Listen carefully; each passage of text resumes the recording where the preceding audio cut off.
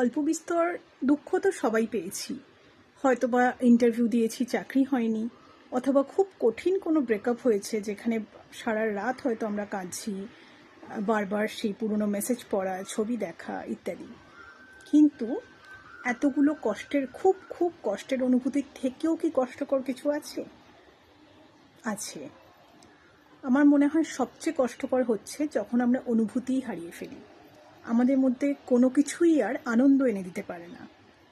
আমরা হাসছি, চলছি, ফিরছি, সব কিছু করছি।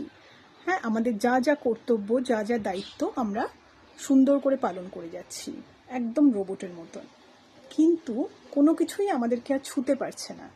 হ্যাঁ, আমাদের দিনের শেষে আমরা কিছুই লুক ফরওয়ার্ড করছি না যে সন্ধেবেলা একটা কফি কাপ নিয়ে বসবো বারান্দায়, অথবা হয়তো কেউ বলছে ফুচকা খেতে যাবি, না আর আগের মতন ভালো লাগে না। মুভি দেখতে যাবি, না মুভি দেখার কি আছে, বাড়িতেই ওটিটি থেকে দেখে নিই। কী মুভি দেখবি, ওই তোর পছন্দ মতন কিছু একটা চালা। মানে কোনো কিছুই কিন্তু আপনাকে আগের মতন আর আনন্দ দিচ্ছে না, ছুতে পারছে না। এটা বেসিক্যালি কখন হয়, যখন আমাদের ব্রেনের রিওয়ার্ড সার্কিট যেটা আছে সেই সার্কিটে কোনো প্রবলেম দেখা যায়।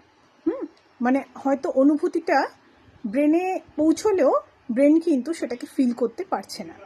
যেই কাজগুলো আগে আপনার ভালো লাগতো সেই কাজগুলোও কিন্তু এখন আর আপনাকে সেই অনুভূতিটা এনে দিতে পারছে না, কারণ কাজটা হয়তো আপনি করছেন কিন্তু রিভার্স সার্কিটে গন্ডগোল আছে। এটার নাম হলো অ্যানিডোনিয়া। অ্যানিডোনিয়া কিন্তু ডিপ্রেশনের একটা ভীষণই গুরুত্বপূর্ণ কিন্তু অফেন মিসড একটা সিমটম। অনেক সময় আমরা হয়তো এইটা আর বলার মতন করে আলাদা করে পাই না যে আমি কিছু অনুভূতিই করতে পারছি না। আমি আনন্দ লাস্ট কবে পেয়েছি আমার মনে নেই, আমি কখনো আনন্দ পাই না, কোনো কিছুতেই আমাকে আনন্দ দেয় না, স্পর্শ করতে পারে না। এই জিনিসগুলো হয়তো অনেক সময় বলা হয় না আমাদের, কিন্তু এটা জানবেন, এটা ক্লিনিক্যালি ভীষণই সিগনিফিক্যান্ট। এবং মন খারাপ বা লাইফ ইভেন্ট যখন কোনো কিছু খারাপ ডেকে আনে তখন হয়তো আমাদের কষ্টের ইন্টেন্সিটিটা অনেক বেশি হয়, তাই জন্য আমরা তখন সেটাতে ফোকাস করতে বাধ্য হই। আমরা হয়তো সাইকোলজিস্টের কাছে যেতে বাধ্য হই যে আমাকে বাঁচান, আমি কিছু করতে পারছি না।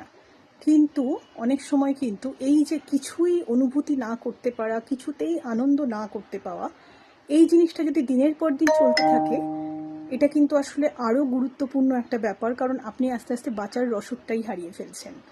অবশ্যই ডাক্তারের কাছে আসুন, অবশ্যই সাইকোলজিস্টের কাছে আসুন। এটার ট্রিটমেন্ট হয়, আমরা কথা বলে, আমরা সিবিটির মাধ্যমে, অনেক সময় হয়তো আরও বেশি ন্যারেটিভ থিওরির মাধ্যমে একটু ডেপথে গিয়ে আলোচনা করে দেখতে পারি যে এটা কেন হচ্ছে, এবং এখান থেকে আপনাদেরকে সম্পূর্ণরূপে কিন্তু বার করে আনা সম্ভব। সুতরাং এই জিনিসগুলোতে একটু বেশি নজর রাখবেন। এটা একদমই ডিপ্রেশনের সিমটম এরকম নয় যে ডিপ্রেশন আরও অনেক বেশি কঠিন অসুখ। হ্যাঁ, এটা তো নয়, এমন তো নয় যে আমি রাত ভোর কাঁদছি বা আমি সেরকম কোনো সুইসাইডাল থট আসছে, সেটা যদি নাও হয়, অ্যানিডোনিয়া কিন্তু মারাত্মকভাবে আপনার যেই মানে ব্যাটারি লাইফ বলবো বা যেই জীবনের রসদটা আছে সেটাকে শেষ করে দেয়। হ্যাঁ, আপনি মারাত্মক একটা এমন লাইফের সিচুয়েশনে পড়েন যেখানে আপনার প্রোডাক্টিভিটি, আপনার মোটিভেশন, আপনার সম্পর্ক সব কিছু প্রচণ্ডভাবে প্রভাবিত হয়। নিজেকে যত্ন করুন, নিজেকে অবশ্যই, অ্যানিডোনিয়ার পেশেন্টদের এটাও একটা ব্যাপার, সেলফ কেয়ারটা ভালো লাগে না করতে, কিন্তু অবশ্যই এই জায়গা থেকে, এই চক্র থেকে আপনি বেরোতে পারবেন এবং আগের জীবনে ফেরত যেতে পারবেন। ভালো থাকুন।